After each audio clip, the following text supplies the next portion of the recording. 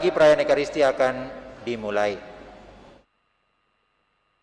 Terima kasih untuk perhatian kita semua.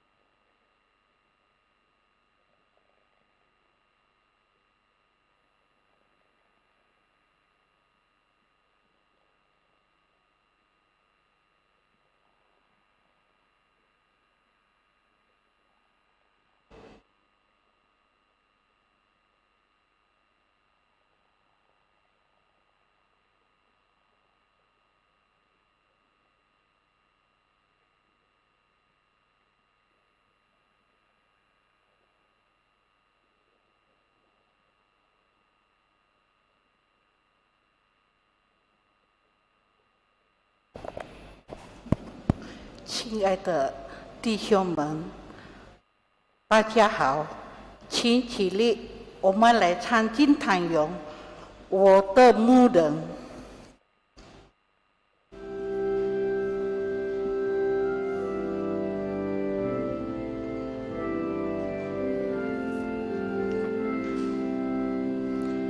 神主是我的牧人，我什么也不缺。天主真是我的好牧人，我什么也不缺。他领我走向那草地上，栖息在小枝旁，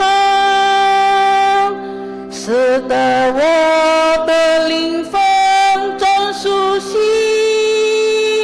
神主是我的好牧人，神主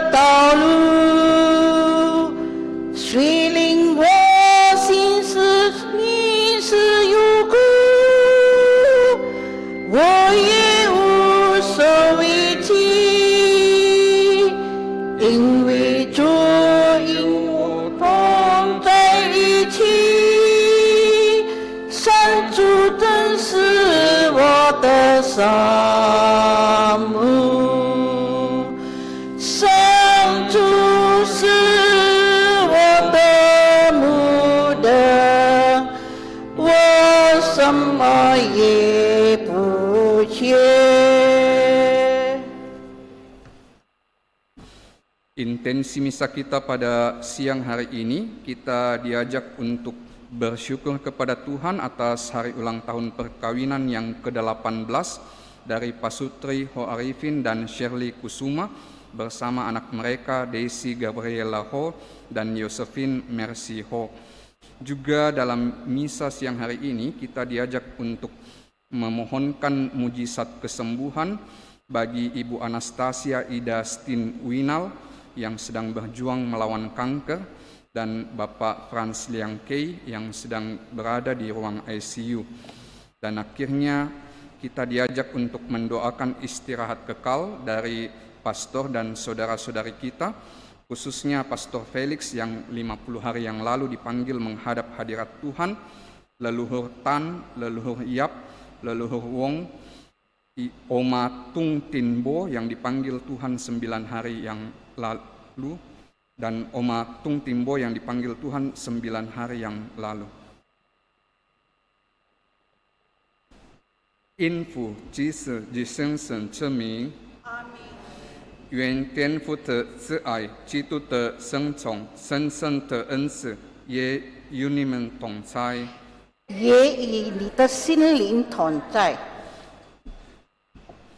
今天的读经内容提醒我们当然的我想，耶稣给出了克服当然的出路，那就是学会说记住，并须将心存感恩，这样生活一定会更加平静与祥和。Saudara-saudari terkasih, bacaan pada hari ini mengingatkan kita akan bahaya ketamakan. Yesus memberikan jalan keluar untuk mengatasi ketamakan, yaitu belajar berkata cukup dan memperbanyak rasa syukur.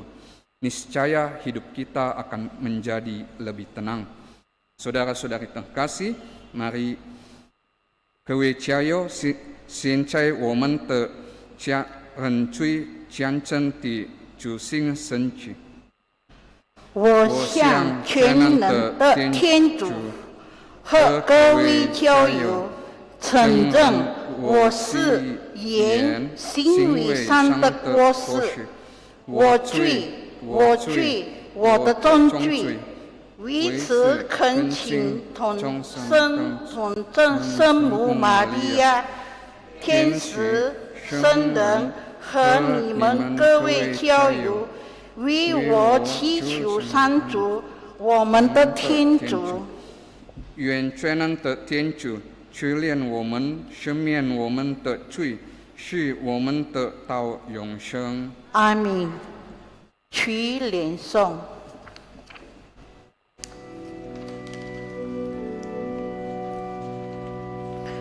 神主，求你去怜；神主，求你去怜；基督，求你去怜；基督，求你去怜。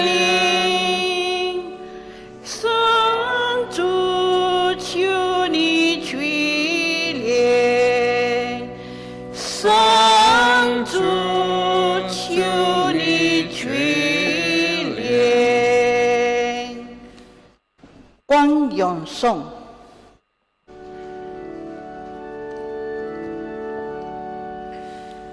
天主在天所光荣，主爱的人在世享平安。主天主，天上的君王，全能的天主圣父，我们为了你无上的光荣，赞美你，称颂你，朝拜你，信仰你，感谢你，主耶稣基督独生子，主天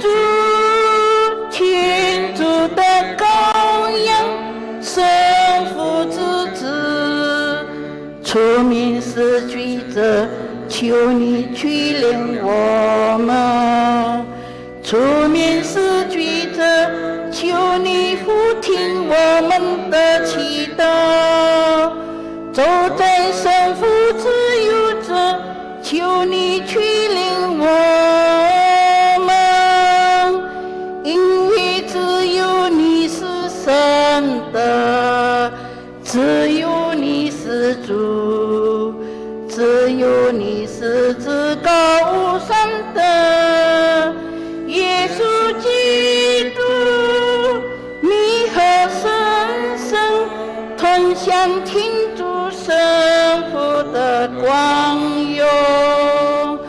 阿门。请大家祈祷。上主，求你光绪仁慈，补助你的仆人们。我们深感荣幸地承认你是创造和主宰宇宙的君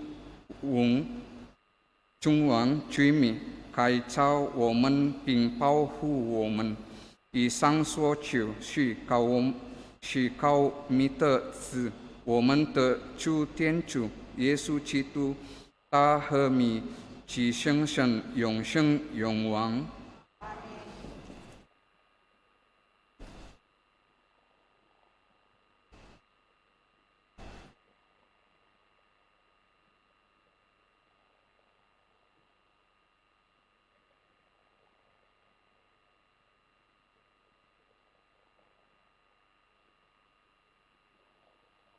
共读新道辩。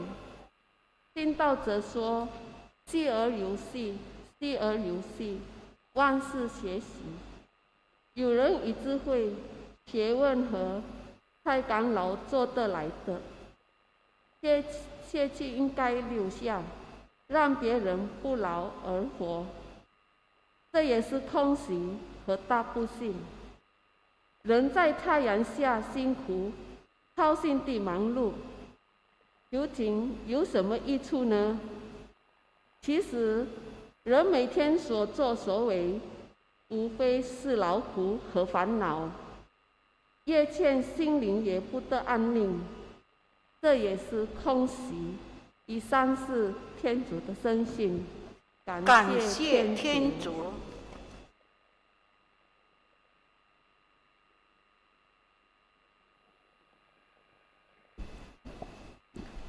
答参咏。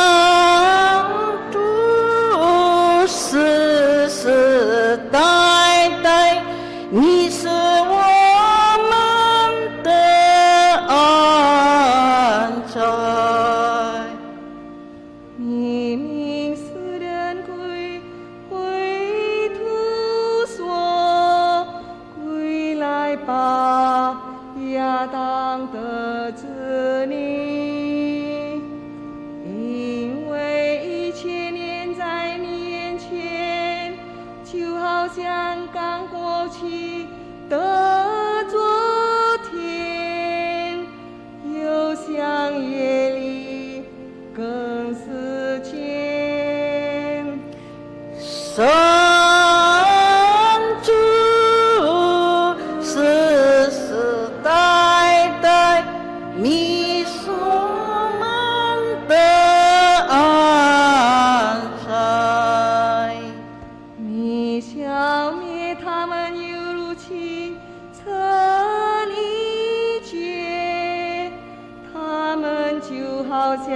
长出土的青草，早晨海花开繁茂，晚上秋薇却枯槁。生出世世代代，你是我们的安财。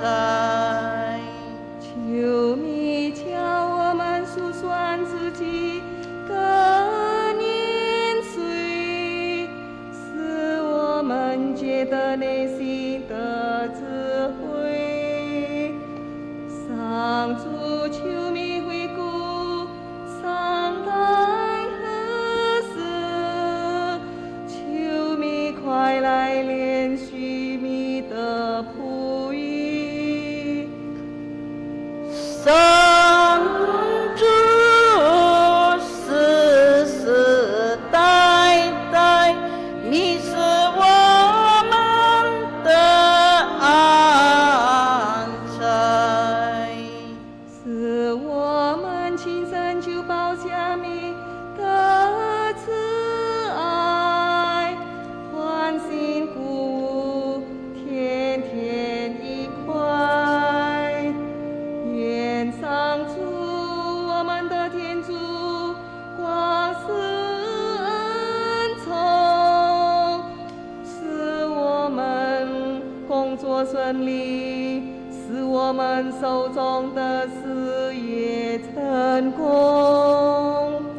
生主世世代代，你是我们的安财。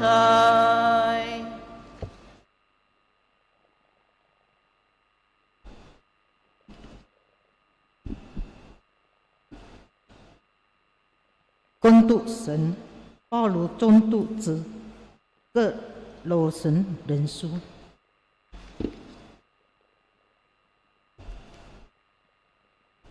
弟兄们，你们已经与基督一同复活了，所以该追求天上的事。基督就是在那里坐在天主的右边。你们该思念天上的事，不该思念地上的事，因为你们已经死了，你们的生命已经与基督一同隐藏在天主的里面。当基督，我们的生命显现的时候，你们也要跟他一起出现在光荣之中。因此，你们要将那仍属于地上的肢体之死，就是淫乱、不洁、血亲、恶友和无以有恶相崇拜的螳螂。不要彼此说谎，因为你们已经做起救我和救的作为，方上信我。只信我将依照他的创造者的形象而更新，为了获得真正的知识。在这一方面，再也不分希腊人和犹太人，受割礼的和未受割礼的，也不分野蛮人、苏提亚人、奴隶和自由人，而只有基督，他就是一切，并在一切内。以上是天主的圣书。感谢天主，亲戚里福音请丰富。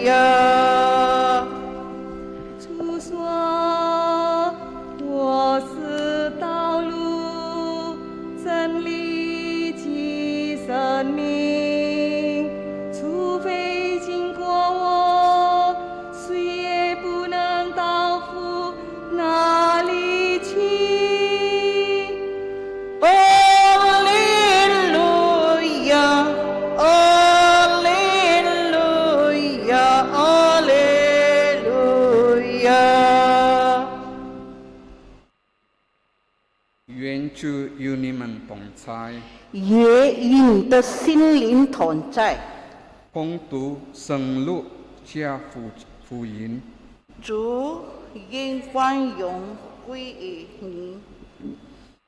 那时候，人圈中有人对耶稣说：“老师，请吩咐我的兄弟和我分家吧。”耶稣对他说：“你这个人呢？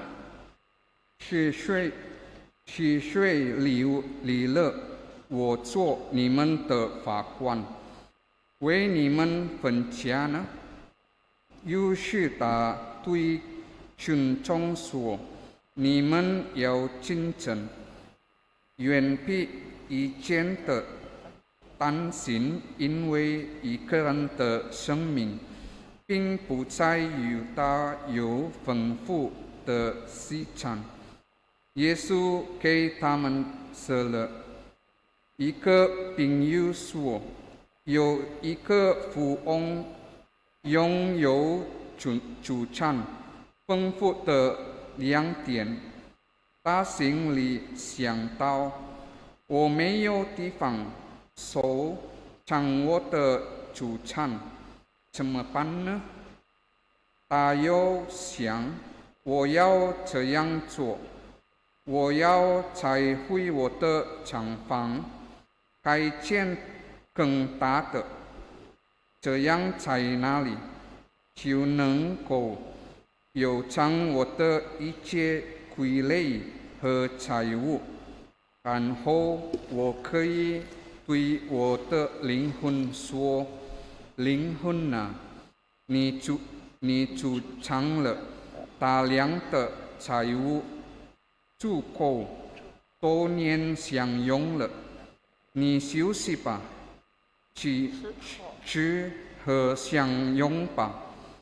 店主却对他说：糊涂人啊，今天晚上就要收回你的灵魂，你所准备的一切将要留给谁呢？那些只为自己积蓄财产而不想在店主面前屈服的人，也许这样。以上是店主的审讯。基督，我们赞美你。请坐。今天的读经是强调耶稣并不反对富人，但是财富不应该使我们远离上主和其他人，总有财富为我们通向天堂的目标。Saudara-saudara yang terkasih, bacaan-bacaan hari ini mau menegaskan bahwa Yesus tidak anti orang kaya. Kadang-kadang banyak orang berpikir atau salah menafsirkan mengatakan Yesus itu tidak suka dengan orang kaya, dia suka dengan orang miskin. Tetapi sebetulnya kalau kita renungkan baik-baik, tidak. Yesus itu untuk semua kalangan. Yesus itu merangkul orang miskin, tetapi juga tidak membenci yang kaya. Ya, ini yang harus kita ingat, bahwa Yesus tidak pernah membenci orang kaya. Bahkan gereja pun itu justru mengajak kita untuk menjadi kaya. Bagaimana caranya? Karena gereja kan mau mengentaskan kemiskinan. Ini kan juga musuh masyarakat, bukan hanya musuh gereja, musuh masyarakat juga ini, kemiskinan. Jadi mau dientaskan kemiskinan. Cuman ada persoalannya Bapak Ibu, bahwa ketika kita menjadi kaya, kadang-kadang kekayaan itu membuat kita itu jauh dari Tuhan dan sesama. Ini yang kadang-kadang kita lupa, dan ini yang mau dicegah oleh gereja, bahwa kadang-kadang bahwa dengan menjadi sukses, menjadi kaya, kita lupa akan Tuhan.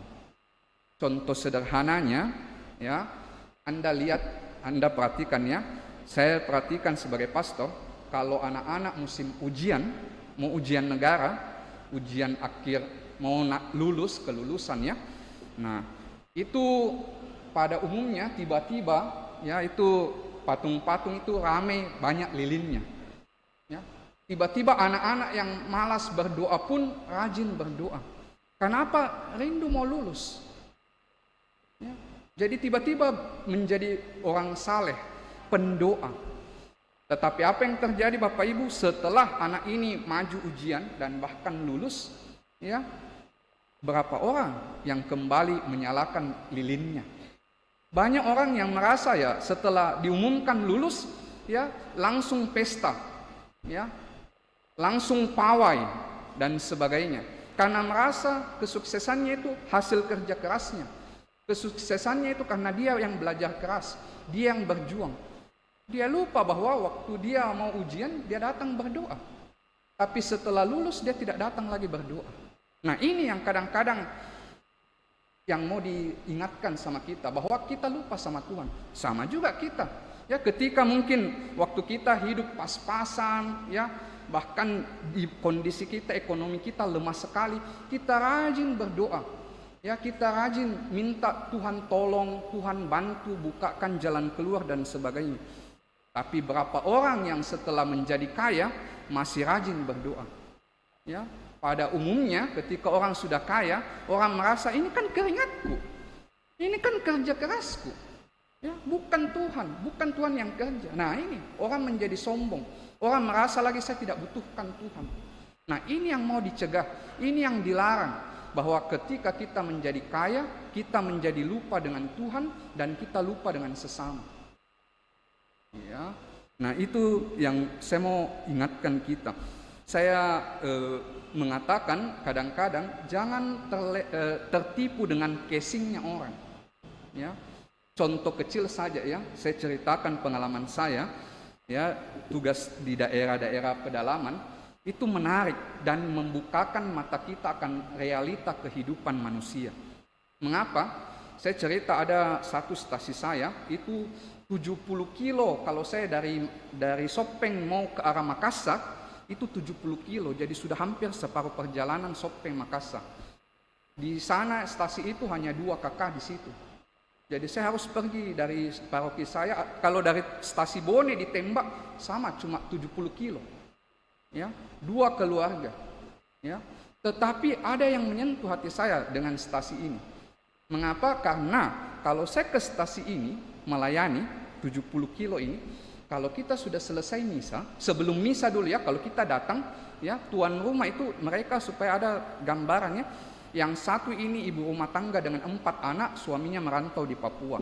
Yang satu keluarga lagi ini janda pensiunan tentara yang suaminya sudah meninggal dengan anaknya yang laki-laki pengangguran. Tapi 2 keluarga ini punya kebiasaan kalau kita datang keluar dulu teh, ya, atau air putih lah minimal. Intinya minum dulu karena pastor jalan jauh ini datang ke tempat kita jadi dikasih minum. Setelah minum dengan snack-snack kalau ada, setelah itu kita misa. Selesai misa tidak akan pulang dulu. Semiskin apapun dia kasih makan kita dulu. Biasa saya bilang saya menolak ya, saya bilang tidak usah lah, kami ini repot-repot. Tapi apa dia bilang? Pastor, ini juga kebanggaan kami bisa makan bersama dengan pastornya kami. Dan kami tidak repot, kami justru senang bisa makan bersama dengan pastor. Dan tidak mungkin dong kami biarkan pastor datang sudah jauh-jauh di sini, kami biarkan pulang dengan perut keroncongan. Itu jawabannya yang stasi yang saya bilang jauh ini. Lalu ada pembandingnya, satu stasi yang lebih makmur, ya kita datang, ya jangankan air segelas, tidak ada apa-apa. Entah Anda datang, entah selesai misa, ya sudah, cie-cie, ya, cawaan, ya. Nah itu saja, tidak ada apa-apa. Nah ini, kadang-kadang ya, jadi jangan tertipu dengan casingnya orang, penampilannya orang. Kadang-kadang yang kita anggap tidak mampu, ya rendah kedudukannya dan sebagainya, itu lebih care, lebih punya perhatian dengan kita. Tapi yang kita selalu elu-elukan ternyata tidak peduli dengan kita.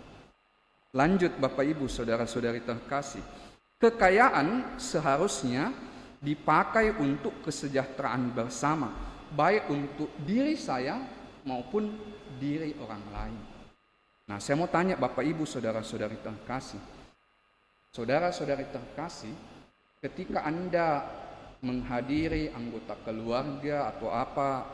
Intinya kalau Anda melayat orang mati, saya mau tanya Anda, yang meninggal ini bawa tidak hartanya? Saya mau tanya, yang meninggal ini membawa tidak hartanya setelah mati? Hah? Poting pucing cu. Tidak jelas jawabannya. Dibawa tidak hartanya kalau mati? Tidak. Tapi kalau saya Bapak Ibu, sebetulnya kalau Anda renungkan baik-baik, dibawa. Kalau kita mati itu harta dibawa. Tetapi jangan lupa, yang saya maksud lain. Pasti yang Anda pikir lain, yang saya maksud lain. Harta fisik jangan dibawa ke kuburan. Kenapa? Karena harta fisik kalau Anda bawa ke kuburan, maka Anda mengundang pencuri makam. Ya, dengan baik-baik. Kalau Anda bawa harta Anda masuk ke dalam kuburan, maka Anda mengundang pencuri makam. Tetapi harta itu sebetulnya kita bawa kalau mati. Tetapi caranya bukan dibawa sendiri. Tidak. Tetapi Anda bawa dengan jalan Anda titipkan ke orang lain. Dititipkan. Dititipkan ke siapa? Dititipkan ke orang-orang miskin. Dititipkan ke anak-anak panti asuhan. Dititipkan ke orang-orang jompo dan sebagainya. Anda tidak percaya dengan kata-kata saya? Baik, saya kasih buktinya ya. Anda ingat Matius 25? Bicara tentang apa Matius 25? Bicara tentang apa Bapak Ibu Matius 25? Penghakiman terakhir. Masih ingat kisah itu, penghakiman terakhir? Jelas ya? Masih ingat ya kisah? Waktu orang menghadap Yesus, kan dipisahkan kiri dan kanan. Pertanyaannya sama, kelompok kiri dan kanan. Apa yang ditanyakan? Apa yang ditanyakan kepada kedua kelompok ini? Apakah ketika, kalau Anda lupa ya, apakah ketika aku haus kau kasih minum? Apakah ketika aku lapar kau kasih makan? Apakah ketika aku sedang di dalam penjara kau jenguk aku? Apakah ketika aku sakit kau jenguk? Apakah ketika aku telanjang kau kasih pakaian? Ya, jadi ternyata ya itu tadi, harta kita itu harusnya dipakai, dititipkan ke orang-orang ini. Ya, dengan harta Anda kasih makan orang. Dengan harta Anda kasih pakaiannya orang, pakaian Anda ke orang dan sebagainya. Nah itu sebetulnya Anda sudah dititipkan. Dan nanti ketika Anda menghadap Tuhan, nah itulah titipan-titipan itu yang menjadi pertanggungjawaban. Oh, hartanya memang kita tidak bawa ya harta fisik itu, tidak. Tetapi ternyata itu menjadi amalan yang dihitung nanti ketika kita menghadap Tuhan. Karena oh ternyata itu dengan berkat yang saya berikan, dia pakai untuk beli pakaian untuk dirinya. Tapi dia juga gunakan untuk memakaikan pakaian kepada orang telanjang. Oh dengan harta yang diberikan, dia pakai untuk makan bersama keluarganya. Tapi dengan berkat yang sama, dia kasih makan anak fakir miskin dan orang-orang jompo. Nah inilah yang dihitung ternyata. Ya, jadi kembali Bapak Ibu Saudara-saudari terkasih, harta itu sebetulnya kita bawa. Tetapi bawanya itu kembali, jangan dibawa masuk dalam kubur. Tapi bawalah dengan jalan dititipkan ke orang-orang yang sungguh membutuhkan. Dan itulah yang dihitung menjadi amalan kita ketika kita menghadap hadirat Tuhan. Nah kadang-kadang ini yang kita lupa. Ya, Bapak Ibu Saudara-saudari terkasih, tidak usah yang besar-besar. Ya, selama pandemi ini Bapak Ibu, saya bisa ceritakan contoh kecil menyangkut homili saya ini. Selama pandemi ini, beberapa kali ada umat dari Makassar itu datang ke paroki saya, itu membawa berdos-dos pakaian bekas. Lalu yang membawa pakaian bekas layak pakai ini bercerita bahwa sejak pandemi, karena dia sudah tidak pernah kemana-mana, ke pesta dan sebagainya, lalu dia banyak waktu di rumah, lalu dalam waktu yang panjang itu, dia punya banyak waktu untuk memilah-milah pakaiannya di lemari. Ternyata dia baru sadar setelah COVID itu, karena dia banyak di rumah saja, dia buka lemarinya, dia banyak temukan ternyata pakaian yang tidak pernah lagi dia pakai tapi tinggal di lemari. Nah yang dia memang sudah tidak pakai dan tinggal di lemari, itu yang dia keluarkan. Dan itu yang dia bilang, daripada rusak pastor, saya kasih saja untuk pastor, bagikan kepada umatnya pastor yang memang membutuhkan. Dan ketika saya bawa ke stasi, orang rebutan. Ya, karena gratis, karena baju-baju cantik, ya masih layak pakai, gratis, dan orang senang sekali dapat pakaian-pakaian itu. Ya. Nah ini gambaran bagaimana orang menggunakan daripada masuk ke tong sampah, orang bagikan saja kepada orang, tidak usah dibeli. Ya mungkin ada yang butuh pakaian dan sebagainya. Nah itulah yang dibagi-bagikan. Jadi akhirnya berkat itu, ya kekayaan itu menjadi berkat untuk saya, tetapi juga menjadi berkat ternyata untuk orang lain. Nah ini yang diinginkan oleh Tuhan, bahwa kita kaya bukan hanya untuk kita sendiri, tetapi harusnya juga kita kaya akan cinta untuk orang lain juga. Selain kita perlu cinta, perlu juga kita cintai diri kita, keluarga kita. Tapi jangan lupa kita juga perlu memikirkan orang lain, karena orang lain inilah tempat kita menitipkan, ya harta kita itu yang akan kita pertanggungjawabkan ketika kita menghadap hadirat Tuhan di surga. Dan akhirnya Bapak Ibu, kalau kita menjadikan ya harta itu seperti model tadi, nah akhirnya kekayaan itu sebetulnya sadar atau tidak menjadi pijakan kita untuk mencapai yang namanya surga. Semua mau masuk surga toh? Nah semua mau masuk surga. Nah amalan-amalan kecil itulah sebetulnya yang menjadi pijakan kita untuk masuk surga. Ya, karena selalu saya katakan ketika kita meninggal, Tuhan tidak tanya ya berapa kilo emasmu, berapa biji rumahmu, berapa mobilmu, berapa depositomu. Ya, tidak itu ditanyakan, tetapi yang ditanyakan hal-hal sepele, amalan-amalan yang kita anggap sebetulnya sederhana, tapi bagi Tuhan justru sangat bernilai. Apakah ketika ada orang lapar kau kasih makan, ada yang haus kau kasih minum, ada yang telanjang kau kasih pakaian, ya, ada yang di penjara kau jenguk, di rumah sakit kau jenguk dan sebagainya. Nah, itulah ternyata amalan-amalan yang kesannya sepele, kecil, sederhana, tetapi itulah pijakan kita untuk menuju mencapai surga. Tuhan memberkati kita.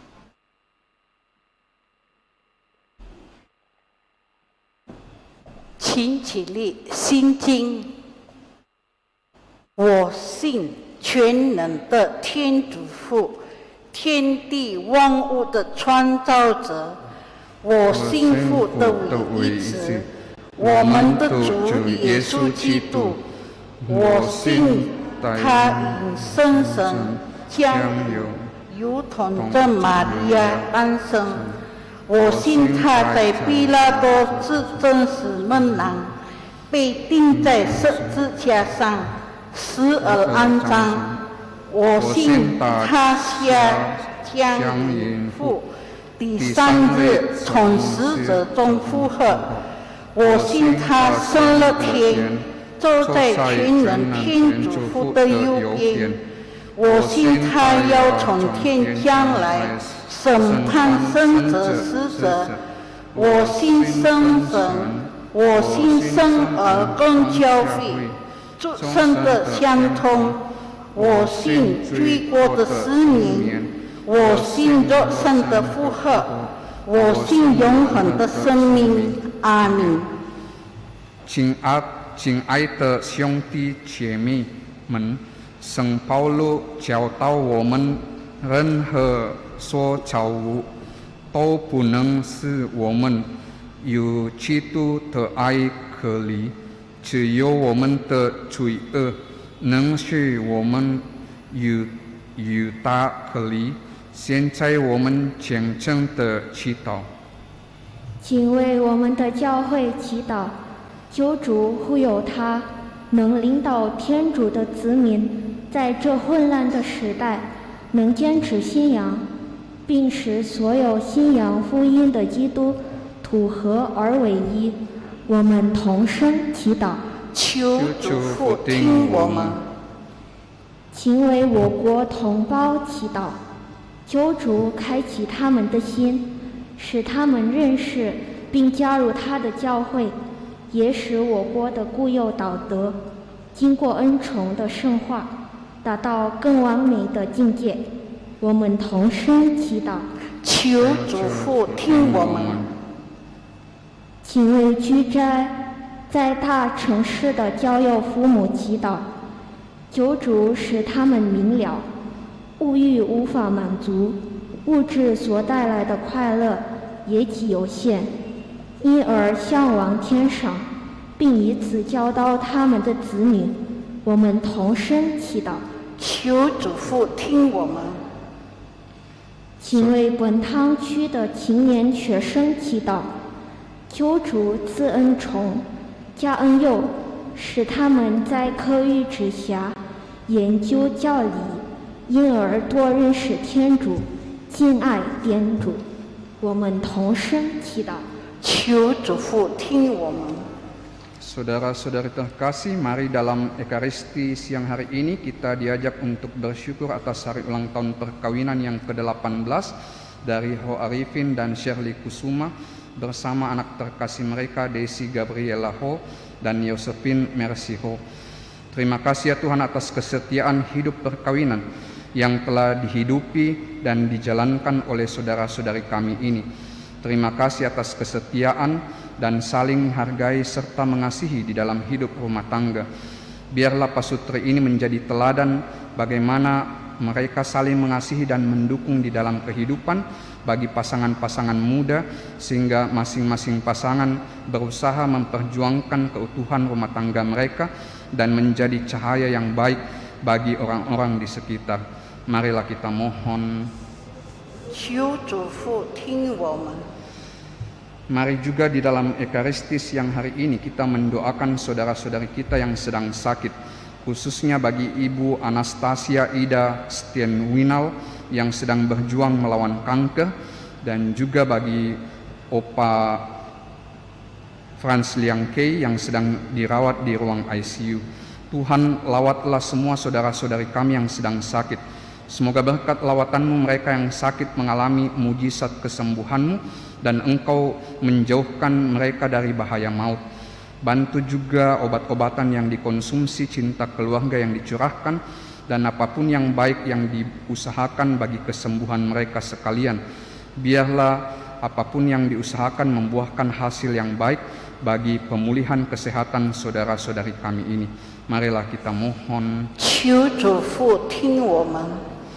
Dan akhirnya Tuhan, dalam Ekaristi siang hari ini kami juga mau mendoakan pastor dan saudara-saudari kami yang sudah mendahului kami, khususnya Pastor Felix Layadi, Leluhur Tan, Leluhur Yap, Leluhur Wong, dan Oma Tung Tingbo. Tuhan, sambutlah di tanah air surgawi semua saudara-saudari kami yang telah menghadap hadirat-Mu. Semoga Engkau membenamkan mereka di kerahiman hati-Mu, menyucikan mereka dari segala kesalahan dan dosanya, dan memperkenankan mereka menikmati kebahagiaan abadi bersama-Mu. Berikan juga penghiburan dan kekuatan iman bagi keluarga yang ditinggalkan, dan semoga mereka sekalian yang masih berjuang di dunia ini sungguh mempersiapkan dan memperjuangkan hidup yang baik untuk menjadi pertanggungjawaban kelak ketika mereka menghadap hadirat-Mu. Marilah kita mohon. 求主父听我们。 我们的天父，求你恩赐我们新的眼光，使我们看这个世界，去面所赏给我们的一切，像基督看他们一样，并为你的宽容而善加利用，因上所求是靠我们的主基督。阿明。 风行勇，杯子。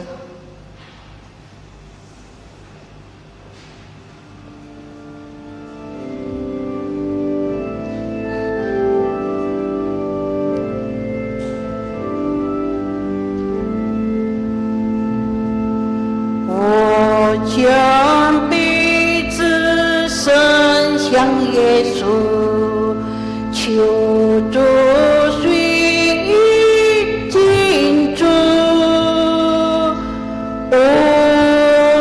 光明还是苦涩，从主便是祝福。光明是他爱的礼物，这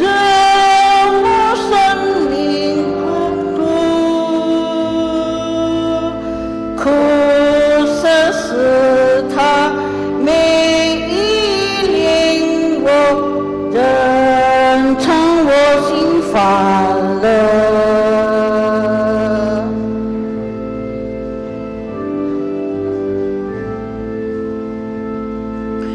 我将鼻子伸向耶稣，求主须臾记住，无论膀臂还是椅背，是主伸手收拾。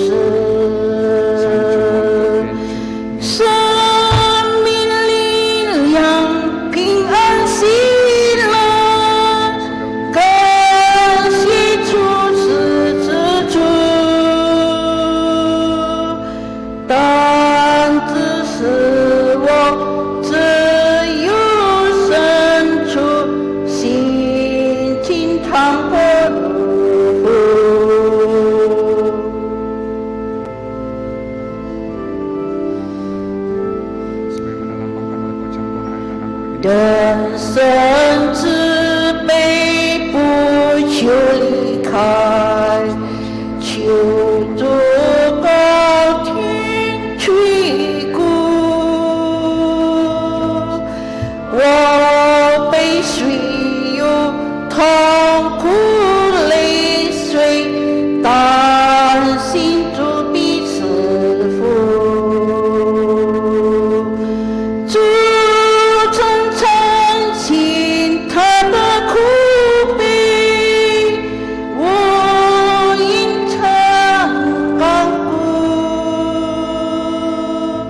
主的情意被你引出，随时给我帮助。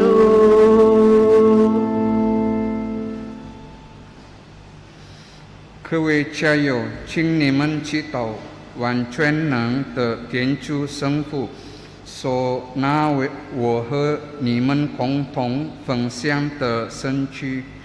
望上主从你的手中收纳这个圣器，为赞美并光荣他的生命，也为我们和他整个教会的益处。恩赐的天主，我们虔诚地向你献上这些礼品，求你圣化和悦纳，并因此深深的体现使我们自己也成为发现有你的永恒奖励。以上所求是靠我们的主基督。阿们。愿主与你们同在，也与你的心灵同在。请就心向上，我们全心归向上主。请大家感谢主我们的天主，这是理所当然的。主圣父，全能永生的天主，借着我们的主基督，我们时时处处感谢你，是在心里所坦然的，并能使人的救。因此，我们随同天使众灵天使一起天上主声歌颂你的光荣，不停地欢呼。圣圣圣。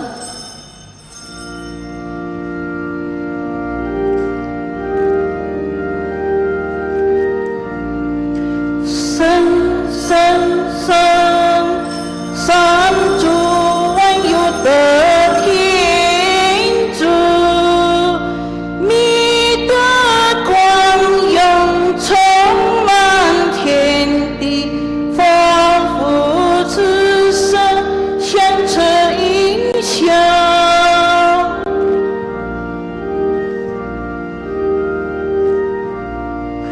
奉主名而来。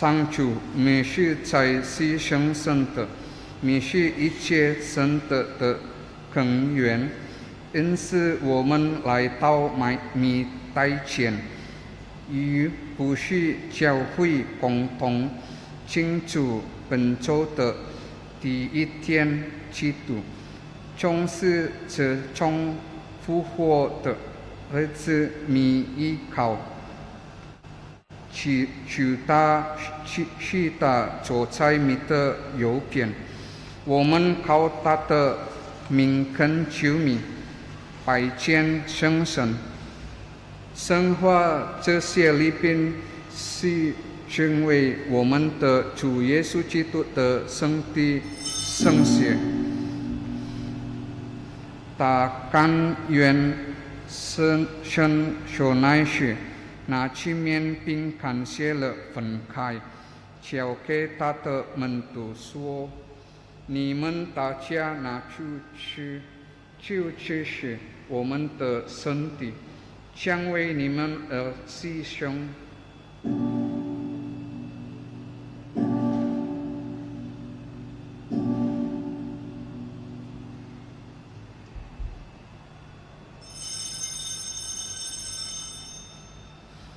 晚餐后，他同样拿起杯来，又感谢了，交给他的门徒说：“你们大家拿去喝，这一杯酒是我的血，新而永久的盟约之水，将为你们和众人救流，以赦免罪恶。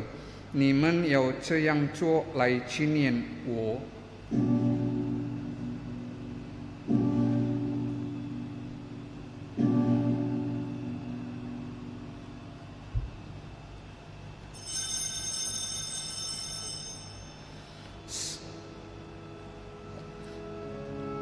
信德的奥迹，基督，我们传报你的生死，我们歌颂你的福恒，我们期待你光荣的来临。上主，因此我们纪念基督的生死与复活，向你奉献生命之粮，救恩之杯，感谢你是我们的罪名，代前是分米，我们恳求你，使我们分享基督的身体圣水，并因神圣合而为一上主，求你纪念不死的教会，使你的市民协同我们的教宗方济各，我们的主教约翰，与所有主教以及全体神职人员，都在爱的中里求完善，求你也追念怀着复活的希望而安息的兄弟姐妹，并求你纪念我们的祖先和所有救世的人，使他们想将你光辉的生荣。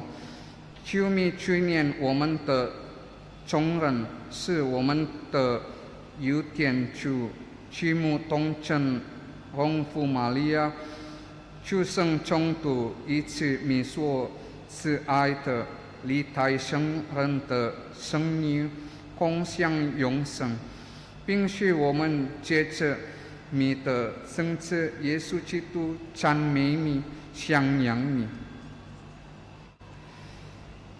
全能的天主圣父，一切尊敬和荣耀，借着基督、协同基督，在基督内，并联合圣神，都归于你，直到永远。请起立，天主经。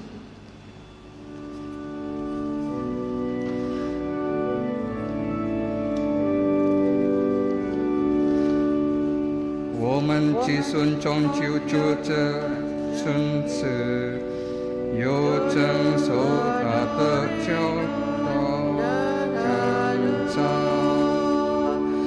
我们的天父，愿你的名受显耀，愿你的国来临，愿你的旨意奉行在人间，如同在天上。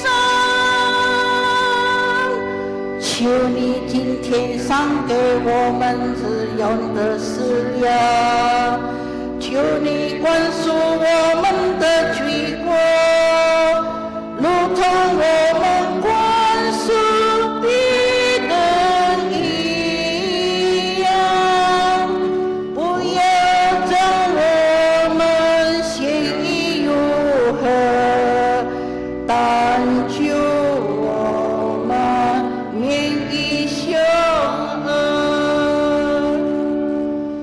上主，求你从一切灾祸中拯救我们，恩赐我们的时代得享平安，更求你大发慈悲保佑我们，多免罪恶，并在一切困扰中获得安全，使我们将成期待永生的幸福和求着主耶稣的来临。天下万国普世权威，一切拥有永归于民。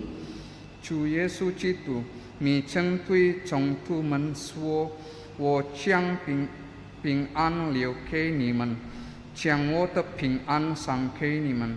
求你不要看我们的罪过，但看你教会的行德，平安超密的生意，使教会安定团结，密续天主永生永王。”阿门。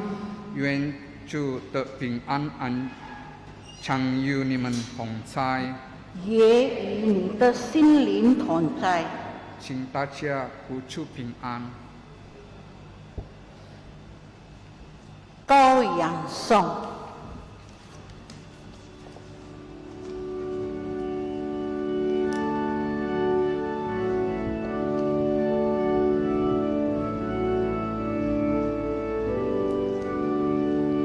出面死去的天主羔羊，求你去领我们。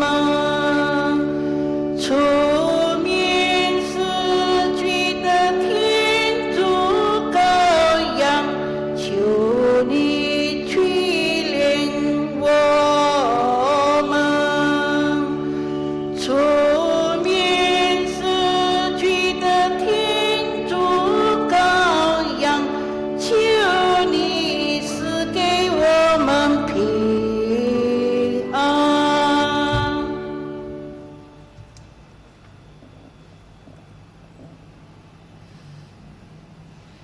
请看天主的羔羊，请看救命使罪者蒙召来复生言的人是有福的。主，我担不起你到我心里来，只要你说一句话，我的灵魂就会痊愈。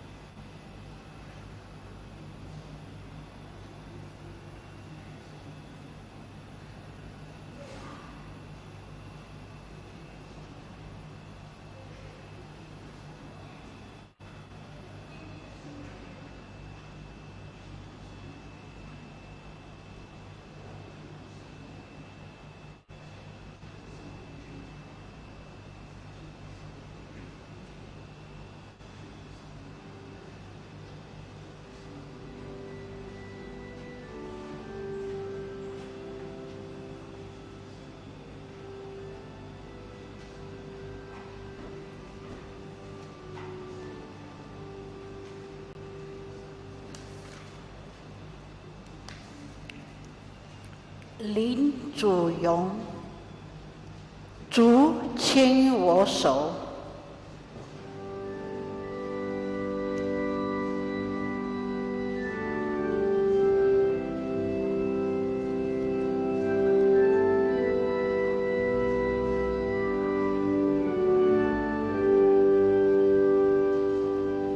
我不知明天的道路，每一天只为祝福。我不信明天的太阳，因明天河水啊，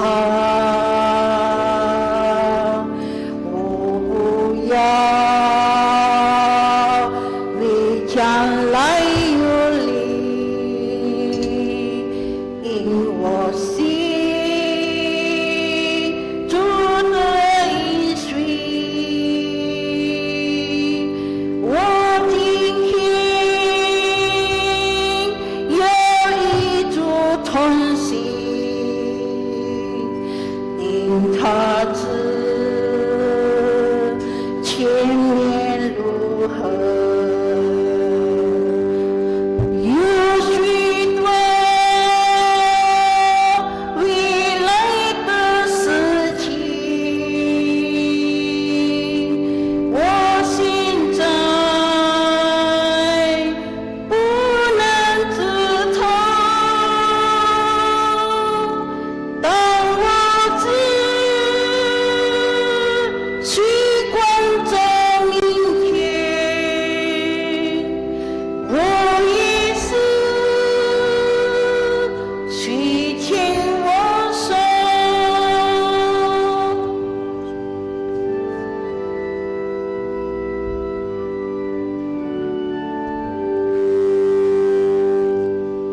我不知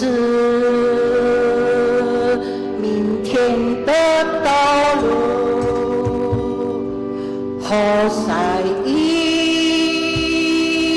生活苦楚，但那位养河马牵着，他必须也看顾我，他是我旅途的两旁，可经过水和自在，但救主必与我同在，他宝血把我遮盖。有许多未来的事情，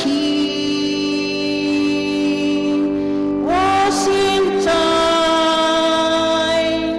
不能知透。当我只去关照明天，我一直去牵我手。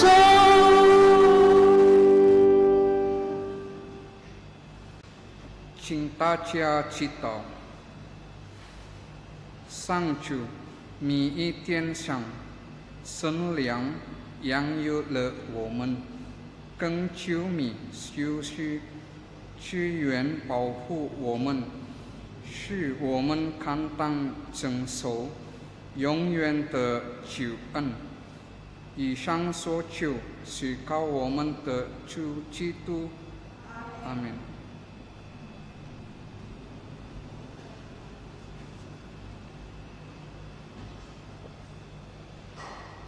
Bapak, Ibu, dan saudara-saudari yang terkasih dalam Tuhan, selamat siang dan selamat bertemu. Pada siang hari ini kita dengan penuh syukur pertama-tama mengucapkan puji dan syukur kita kepada Tuhan, kepada Allah, karena kita diperkenankan lagi setelah beberapa lama tidak menyelenggarakan misa kudus berbahasa Mandarin. Pada hari ini kita boleh mengikuti kembali misa kudus berbahasa Mandarin dengan jumlah peserta yang cukup banyak. Harapan kita ini menjadi awal dari pertemuan-pertemuan kita di kesempatan mendatang, sehingga misa kudus berbahasa Mandarin akan semakin mengumat, semakin diikuti oleh banyak umat yang memiliki minat untuk mengikuti misa kudus berbahasa Mandarin. Kita patut bersyukur juga dan berterima kasih kepada kedua pastor paroki kita. Yang pertama adalah pastor paroki Kristus Raja Andalas, dan yang kedua pastor paroki Bunda Maria Pengharapan Suci Sopeng, yang telah bekerja sama dan mengutus Pastor Oslan yang pada hari ini mempersembahkan misa untuk kita. Beliau memiliki kemampuan yang kita semua tahu bahwa kalau dikembangkan lebih jauh maka dia pasti akan berbuah lebih banyak lagi. Terima kasih untuk kedua pastor paroki kita yang sudah bekerja sama dan memberikan izin dan kesempatan kepada Pastor Oslan untuk hadir bersama-sama dengan kita di tempat ini. Dan tentu saja ucapan terima kasih juga disampaikan kepada Pastor Oslan yang sudah datang dari Sopeng. Terima kasih Pastor yang melayani kita dalam perayaan Ekaristi berbahasa Mandarin pada siang hari ini. Pada kesempatan-kesempatan lain tentu saja kita masih mengharapkan bahwa Pastor Oslan bersedia untuk mendampingi kita dalam melaksanakan kegiatan misa kudus berbahasa Mandarin dan juga kegiatan-kegiatan lain yang terkait. Kemudian untuk kelanjutan dari misa kudus berbahasa Mandarin ini, misa berikutnya akan dilaksanakan pada tanggal 30 Oktober 2022, hari Minggu, jam 11 siang di tempat ini. Penyampaian lanjutan akan disampaikan ke pastor-pastor paroki yang ada di KVKPAN Makassar dan juga kepada teman-teman yang menjadi penghubung. Sekali lagi, misa kudus berbahasa Mandarin berikutnya akan dilaksanakan pada hari Minggu terakhir dalam bulan Oktober, yaitu tanggal 30 Oktober 2022 jam 11 siang. Dan kita juga diharapkan mempersiapkan diri untuk kegiatan lain dari paroki Kristus Raja Andalas, yaitu dedikasi dan peresmian gereja paroki Kristus Raja Andalas yang akan berlangsung pada tanggal 9 November pada pesta dedikasi Basilika Santo Yohanes Lateran. Kemudian nanti juga akan ada keikutsertaan kita dalam pesta pelindung paroki Kristus Raja Andalas, yaitu pesta Kristus Raja Semesta Alam pada akhir tahun liturgi. Dan keikutsertaan kita ini juga nanti memerlukan partisipasi dan latihan dari kita semua. Oleh karena itu akan ada penyampaian-penyampaian lanjutan untuk kita supaya kita bisa ikut serta. Sekali lagi terima kasih untuk kehadiran kita semua, dan semoga ini menjadi langkah awal untuk kita kembali bisa melaksanakan misa kudus berbahasa Mandarin dan juga kegiatan-kegiatan lain yang terkait. Tuhan memberkati. Terima kasih.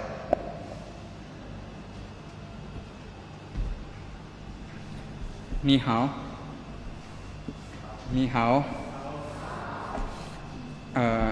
不好意思，因为我的中文不好。Selamat siang, duduk saja dulu.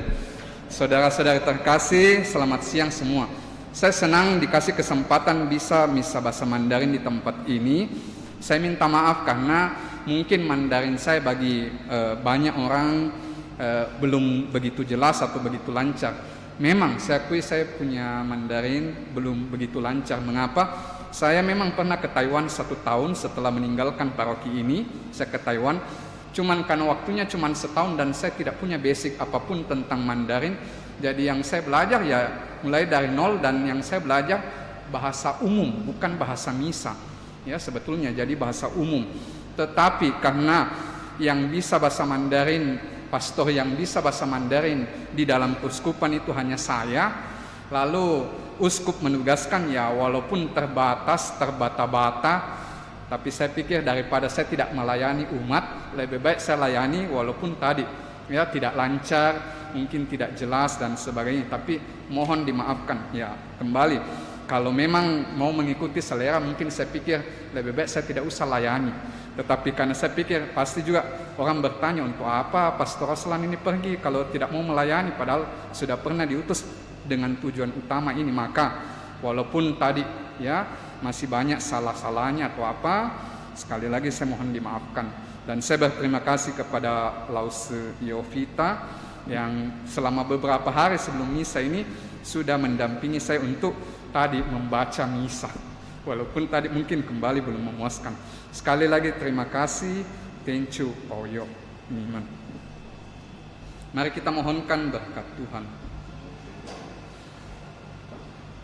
Yuan Chu Uniman Tong Cai, 也与你的灵同在。愿全能的天主、圣父、圣子、圣神降福你们。阿门。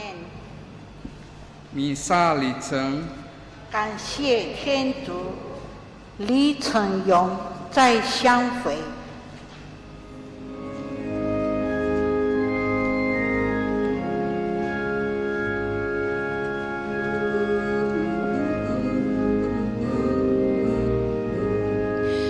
愿主同在，一直在相会。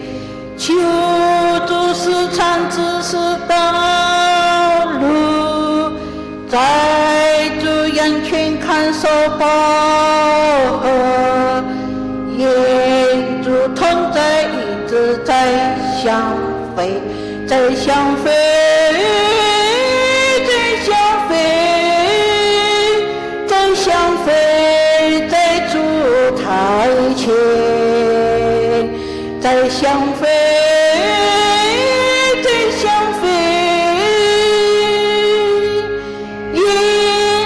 同在，一直在相会。